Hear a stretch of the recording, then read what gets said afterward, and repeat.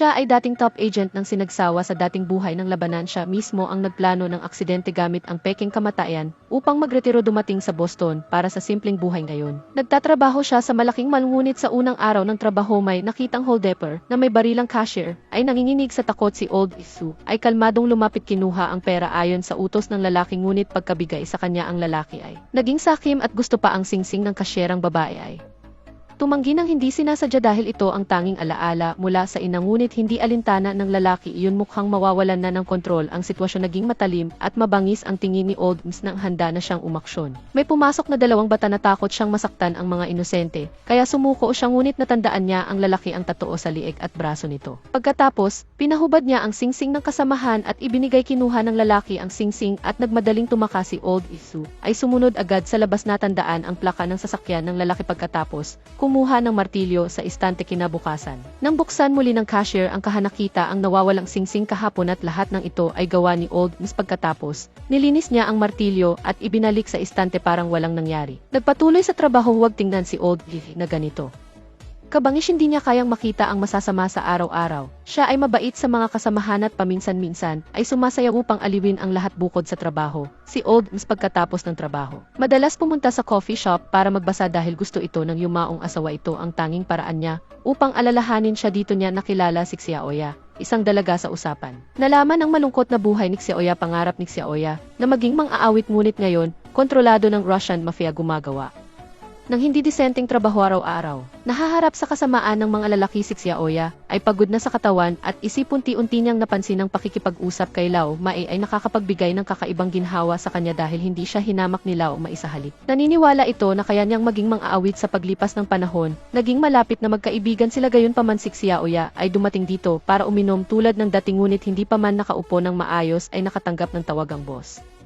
na si Mason ay nag-utos na magsilbi sa labas. Ang kliyente ay isang matabang lalaki na mahigit 300 pounds. Gusto sanang tumanggi ni Xiaoya dahil pagod na siya, ngunit ipinilit ng matabang lalaki na siya ang gusto labagman sa loob. Ayaw ni Xiaoya, ngunit ngumiti pa rin siya at sumama sa matabang lalaki sa sasakyan. Nakita ito ni Lao Mai mula sa sulok. Nagkaroon ng magkahalong damdamin sa puso. Kinabukasan ng gabi, sadya siyang nagdala ng cake para kay Xiaoya, ngunit nakita niya ang malaking pasa sa mukha ni Xiaoya, kaya pinapupunta niya si Xiaoya upang mag-usap sila. Hindi na muling nagtanong si Lao Mai tungkol dito. Pagkatapos, inilabas ni Xiaoya ang kanyang naitalang kanta. Hiningi niya ang opinyon ni Lao Mai. Pagkatapos pakinggan, kinuha ito ni Lao Mai at nakinigumiti siya tulad ng isang nakatatanda at hinikayat si Xiaoya. Sabi niya, habulin ang pangarap ng walang takot, walang imposible sa buhay. Alam ni Lao Mai ang kahihiyan ni Xiaoya sa kanyang trabaho. Ang mga salitang pampalakas loob ay nahirapan sabihin dahil dito. Lubos na nagpasalamat si Xiaoya. Naglahad sila ng maraming bagay ng gabing iyon, ngunit sa pag-uwi isang sasakyan ang humarang sa kanilang daan. Dumating ay si Mason. Pinuno ng Russian gang, sinampal niya agad si Xiaoya. Nagalit si Xiaoya sa matabang lalaki kagabi. Kaya naman may pasa sa kanyang mukha dahil dito galit na galit si Mason sa kanyang ginawa. Nakita ni Lao Mai na may baril ang kalaban, hindi siya makagalaw. Pinanood niya na lang na dalhin si Xiaoya. Akala ni Mason na kliyente rin si Lao Mai, ibinigyan niya ito ng calling card. Sinabi na hindi si Xiaoya ang pinakamagaling dito, kung gusto tawagan siya anumang oras. Sa mga sumunod na araw, hindi na nakita ni Lao Mai si Xiaoya sa coffee shop dahil dito nag-aalala siya habang nagtatrabaho, hanggang sa sinabi ng may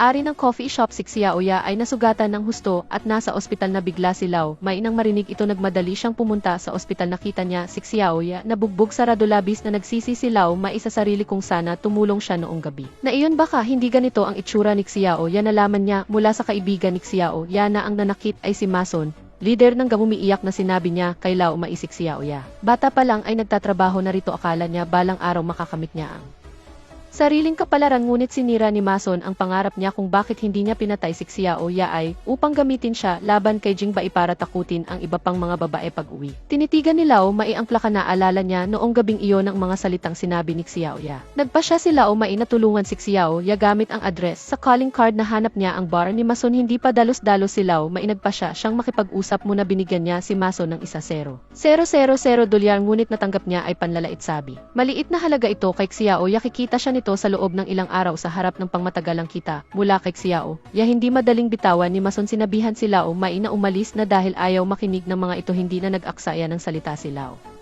Mai. Dala ang pera Lumakad siya sa pinto ngunit hindi siya umalis sa halip. Nilock niya ang pinto dahil gusto niyang magbayad ang mga ito gaano katakot ang obserbasyon ng top agentis ang tingin. Mabilis na gumagana ang utakang baso sa loob ng kwarto baril at pambukas ng bote magiging sandata niya sa pagpatay habang sinusuri ang paligid kalkulado na nila umay ang oras. Sinabi niya, simulan ang bilang isang tauhan ang lumapit na may baril suntok at hawak nila umay. Baliktad na pagkakahawak baril sa lider ng gang, putok agad kinuha ang baso. Tinusok sa mata ng lalaki isang kalbo ang gustong sumugod sila umay ay mabilis na tumusok sa dibdib ng kalaban isang hiwa sa lalamunan. Isa pang napatayang kalbo ay gustong lumaban pamalinis at mabilis ang galaw nila umay ang huling tauhan ang pinakakawawa diretsong sinaksak nila umay sa baba gamit ang pambukas talagang kawawasi. Casey pagkatapos ng laban, tiningnan niya ang oras gumamit siya ng 19 segundo umiling sila mainang walang magawa hanggang kamatayan, hindi na intindihan ng boss kung anong nakakatakot na nilalang ang kanyang kinakalaban pagkatapos. Nilinis nila ang dugo sa katawan tahimik na umalis sa bar kinabukasan. Nagtrabaho siya tulad ng datyang pangyayari ay naging balitahinala ng pulis na away ng mga gangat sa ganitong resulta sila ay handa na rito ngunit hindi niya inaasahan ng puwersa sa likod ni Masonay ang Russian Mafia. Ang pagkamatay ni Mason ay malaking pagkalugi sa mafia dahil kontrolado niya ang Boston na itinuturing na transit line kaya maraming negosyo ang naapekto hangalit na galit ang boss sa likod ipinadala niya ang kanyang pinagkakatiwalaang si David upang mag-imbestiga sa Boston ng taong ito ay matalino at maingat at dating espesyal na sundalo mula lamang sa mga larawan ng biktima ni Mason. Sigurado siyang propesyonal ang pumatay kung hindi imposibleng pumatay ng walang bakasat. Tahimik na umalis sa bar si Ila Umay, walang alam, ay nagtrabaho ng normal ngunit nalaman na biglang nagbitiw si Xiao pang naramdaman niya ang may mali dahil pangarap ni Xiao pang maging mahusay na gwardiya sa tulong ni Ila Umay. Siya ay nagpapayat at nag-ensayo hindi mapakali. Pumunta si Ila Umay sa bahay ni Xiao pang nalaman na ang ina ni Xiao pang hindi nakabayad ng proteksyon sa dalawang tiwaling pulis kaya sinunog nila ang kanilang tindahan maaga nang namatay ang ama ni Xiao pang bilang tanging lalaki. Sa pamilya sa ganitong pangyayari, kailangan niyang samahan ang ina nang malaman ito ni Lao. Mailihim na kinunan ng video ang dalawang tiwaling pulis na tumatanggap ng protection money at binugbog sila ng husto. Pinagbantaan na ibabalik ang perang kinuha kung hindi, ilalabas ang video sa publiko. Natakot ng husto ang dalawang pulis kinabukasan. Maayos na ibinalik ang pera hindi na nag-aalala si Xiao pang sa ina at bumalik na rin sa trabaho naging security guard sa mall. Sa kabilang banda si David ay mailid na matapos mag-imbestiga nalaman niya na pagkamatay ni Mason isang babaeng si Xiao Yaang. Nawala naging kahina-hinala si David hinanap niya ang kaibigan ni Xiao. Sa matinding pagtatanong ni David nalaman niya ang tungkol kay Lao Umay si David na walang awa. Pagkatapos makakuha ng impormasyon sinakal hanggang mamatay ang babae pagbalik. Maingat na pinanood ang footage nakita na si Lao Umay ay dumating sa bar ngunit sa pumasok lang siya hindi nakitang lumabas muli. Obvious na may itinatago siya pag uwi ni Lao Umay sa gabi may biglang kumatok sa pinto mula ng magretiro. Nagtatago siya bihirang makipag-usap sa iba walang bumibisita sa bahay niya kaya naging alerto agad si Lao Umay. Si David ang dumating nagpanggap siyang pulis nagtanong tungkol sa pagpatay sa barat sinubukang alamin ang background ni Lao maingunit handa na si Lao maisasagot walang butas ang kanyang paliwanag walang magawa si David kaya ipinakita ang larawan ng kaibigan ni Xiao sinabi na namatay ito sa bahay tinatanong kung kilala ni Lao Umay ang babae. Malabong sagot ni Lao maikumpirmado kay David na siya ang hinahanapat ang pagmamadali ni David napansin ni Lao Umay ang motibo tunay na mapanganib ang laban ng dalawang eksperto sa mga sumunod na araw pinabantayan ni David si Lao Umay at inimbestigahan ang kanyang pagkataong maasa sa hindi inaasahang resulta ngunit ayon sa datos. Si Lao Umay ay isang ordinaryong tao ngunit habang ganito lalong nagduda si David sa sitwasyon kaya inutusan niyang hulihin si Lao Umay sa oras na iyon. Malulutas ang duda alam ni Lao Umay na sinusundan siya naghanda siya ng mga plano pagkatapos. Pumunta sa cave para magbasa kaupo pa lang niya isang manggagawa ang pumasok siya mismo ang nagkwentuhan kay Lao Umay ngunit nahalata siya ni Lao Umay. Nang marinig ng lalaki, hindi na nagkunwari siya ang ipinadala ni David para hulihin si Lao Umay ang sitwasyon sa loob ay mahigpit na binabantayan ni David handa siyang manood mula sa sasakyan biglang dumating ang isang truck na block ang kanilang paningin sa oras na iyon. Kumilos si Lao Umay.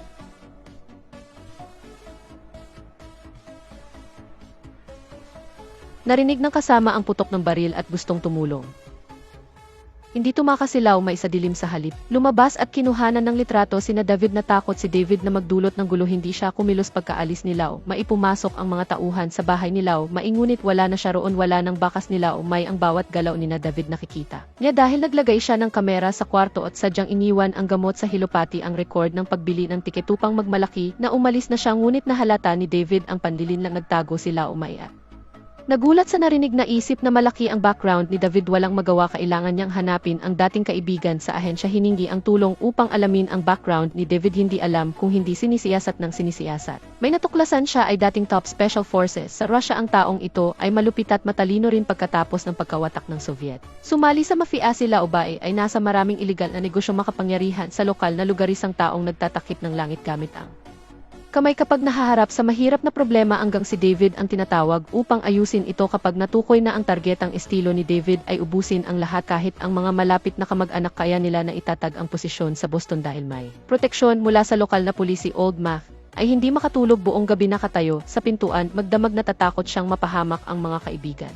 Natuwa ang kaibigan at mumiti pagkatapos. Hindi nagbago ang iyong layunin kahit ang pagkamatay ni Weiwei ay nakapagpabagabag sa iyo, ngunit ang taong mahal niya na laban sa kasamaan ay buhay pa. Sinabi niya kay Old Mac na sundin ang puso, huwag mag-alala. Ng labisang payo ng kaibigan ay nagbigay ginhawa kay Old Mac. Una niyang hinanap ang pulis na binili ang taong ito ay tumulong kay Old Bae sa krimen. Maraming sikreto ang alam niya, binugbog ni Old Mac ang lalaki bago ipinasok sa kotse. Gusto niyang malaman ang lokasyon ng money laundering noong una. Ayaw magsalita ng lalaki, inaasahan na ito ni Old Mac. Nagkabit siya ng carbon dioxide tube sa kotse. Isinara ni Old Mac ang bintana, hindi binigyan ng pagkakataon ang lalaki sa harap ng banta ng kamatayan sa huli. Umamin din ang lalaki sa lahat. Sumama siya sa lalaki papunta sa labas ng Sixen Factory gumagamit ng slaughterhouse bilang takipang loob. Ang tunay na sentro, puno ng pera ang lugar na ito. Siguro kahit bangko ay walang ganitong cash nang makita ng bantay na bagong mukha si Old Mac. Agad siyang naging alerto sa panganib. Hindi na tinag si Old Mac. Kailangang hulihin ang pinuno, kinuha ang baril at kinontrol ang sitwasyon. Madaling nakuha ni Old Mac ang lugar. Si Old Mac na malinaw ang mabuti at masama, hindi nakalimutang bayaran ang sahod ng empleyado. Ang pagkakataon ng pag-alarma ay ibinigay sa lalaki dahil alam ni Old Mac na ang lalaki ay tumulong sa kanila ng matagal. Imposibleng walang plano. Gusto niyang gisingin ang huling konsensya ng lalaki. Tunay na mas matalino ang matanda sa huli. Bumigay din ang lalaki. Itinago niya ang ebidensya sa isang safe nang makuha ni John ang ebidensya. Dumating din ang pulisya dito at binuksan ang yelo. Nakita ang nakataling miyembro ng gangat, ang mga bundok ng pera. Talagang nagulat sila. Samantala, si Old Isu, ayon sa ebidensya nalaman na marami pang opisyal ang sangkot. Anonimong ipinadala ang ebidensya sa FBI. Kasabay nito, natuklasan niya si Old Bae nagbebenta ng langis sa isang barko. Ayon sa address sa datos, pumunta sa pantalan at sinabog ang barko. Sumusunod sa prinsipyo ng tunay na lalaki, hindi lumilingon sa pagsabog. Umalis si Old Isu nang may kakisigan. Sunod-sunod na nawasak ang pabrika at barko. Malaki ang pagkalugi ni Old Bae. Ibinigyan niya ng huling babala si David, patayin si Old Isu bago mag-umaga, kung hindi huwag nang bumalik. Ngunit si Old Isu ay nagtatago, hindi mahanap ni David. Naging desperado si David bigla nang makita ang sumusunod kay Old na si Little Fat. May naisip siyang plano. Dinakip niya ang mga kasamahan ni Old Ms. Pinatawag si Little Fat kay Old Ms. Kung hindi makarating sa loob ng 30 minuto, papaslangin ang lahat. Dito ang pinakakinatatakutan ni Old Isu ay nangyari ang pagpunta ay halos kamatayan, ngunit dahil sa kanya ito nagsimula inosente ang mga kasamahan. Kaya kahit gaano kahirap, kailangan niyang bumalik. Samantala, si David ay naghanda na ng bitag. Hinihintay si Old Isu na mahulog dito, ngunit maliit ang tingin niya kay Old. Kalam ni Old na sinusubaybayan ang phone niya, kaya naglaro siya ng paglilipat. Naging bigo si David na barilin siya. Na bigo ang plano niya. Galit na galit, ipinapatay niya ang isa. Ang dalawang bantay ay handa nang pumatay. Biglang tumugtog ang musika. Sa malwalang duda, si Old Isu ang nagbukas. Alam niyang ang kalaban pupunta sa control room upang patayin ito at si Little Fat bilang gwardiya ang pinakamabuti. Naghanda na ng bitag dito. Pagkatapos, itinago ni Old Isu ang bangkay gamitin siksiya upang ilabas ang isa sorpresa mula sa likod upang patayin ang lalaki. Pagkatapos, pauwiin siksiya upang kasama ang lahat sa likod. Siya naman ay mananatili upang harapin ito mag-isa. Kahit na marami ang tao ni David dito, mas pamilyar si Old Isu. Dito pinutol niya ang lahat ng pelikula sa mal. Pagkatapos, nagkalat ng buhangin sa sahig. Kapag may dumaan dito, siguradong titingin sila pababa at ito ang pinakamagandang oras upang umatake. Walang pagkakataon ang lalaki na humingi ng tulong. Narinig ng kasama ang ingay at maingat na lumapit nang itaas niya ang ulo niya.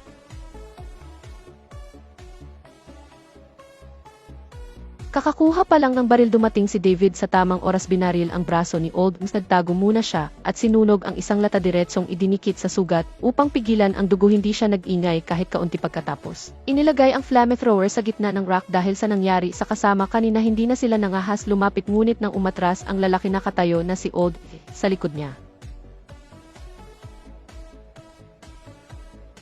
Nakikita ang mga kapatid na namamatay ng tahimik, hindi na napigilan ni Big Bear at sinuntok-suntok ang pader. Nang paulit-ulit sinamantala ni Old Issy ang oras at lumabas, tinamaan ang balikat ng lalaki ng malakas, mabilis at tumpak ang kanyang pagkilusayaw niyang bigyan ng pagkakataon ang kalaban, ngunit sobrang tibay ni Big Bear kahit ilang saksak. Malakas pa rin binagsak niya si Old Issy. Sa sahig sinuntok-suntok ang mga binti ni Old Issy pagkatapos. Kinuha ang basag na salamin upang patayin siya sa sandaling ito ng buhay at kamatayan. Nakita rin ni Old Issy ang basag na salamin sa tabi, buong lakas niyang inihagis. Kinuha ang salamin at sinaksak sa liig ng kalabanang lalaki, ay sumigaw sa sakit, unti-unting tumigil sa paggalaw. Sa oras na ito nag-alala kay Old Issy. Bumalik si Xiao Pang, ngunit nang tulungan niya si Old Issy, tinamaan siya ng baril sa pintuan. Mabilis silang nagtago sa likod ng raklantad na ang kanilang posisyon. Ngayong kailangang maghanda sila, inutusan niya si Xiao Pang na makarating sa distribution box. Sa loob ng 40 segundo buksan ang lahat ng kuryente sa mall, samantalang siya ay aabalahin ang isa pang kalaban. Si Xiao Pang ay tumatakbo habang tinitingnan ang oras, sa natatakot na baka makaligtaan ng isang segundo. Nang makita ni David, sinundan niya ito ng mahigpit. Nang maghanda siyang bumaril, binuksan ni Xiao Pang ang lahat ng kuryente.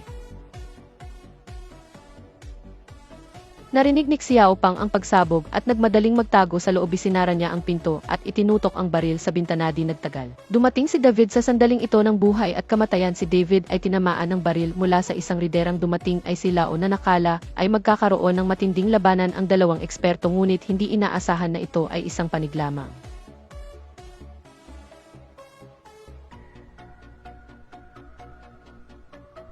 Hanggang sa mamatay, hindi naintindihan ni David kung sino ang taong nagpuksa sa kanila ng mag-isa. Sino nga ba ito? 3 araw pagkatapos, si Lao Mai ay nag-iisang dumating sa Moscow. Kailangan niyang patayin ang mastermind na si Lao Bai upang matapos na ang lahat. Madaling napatay ni Lao Mai ang mga gwardiya sa pintuan. Si Lao Bai na naliligo ay walang kamalay-malay sa nangyayari. Nang marinig niya ang ingay, si Lao Mai ay nasa labas na. Sa oras na ito, gusto ni Lao Bai na magbayad upang maiwasan ang gulo, ngunit walang interes si Lao Mai sa pera. Ang gusto niya lamang ay kitlin ang buhay nito. Sa pagkakataong ito, hindi si Lao Mai ang personal na gumawa. Sa halip, pinuno niya ng tubig ang gripo hanggang umapaw. Nang lumapit si Lao Bai upang patayin ito, si Lao Mai ay naglagay na ng kable sa ilalim, kaya't ang leader ng gang ay namatay sa kuryente. Ang pagkamatay niya ay walang dignidad. Lahat ay natapos na muli na namang nakita ni Lao Mai si Xiao Ya, walang makapal na makeup, parang ibang tao siya ngayon. Ay may disenteng trabaho na handa nang magsimula ng bagong buhay dahil kay Lao Mai. Nahilig din siya sa pagbabasa. Buong tiwala niyang sinabi kay Lao Mai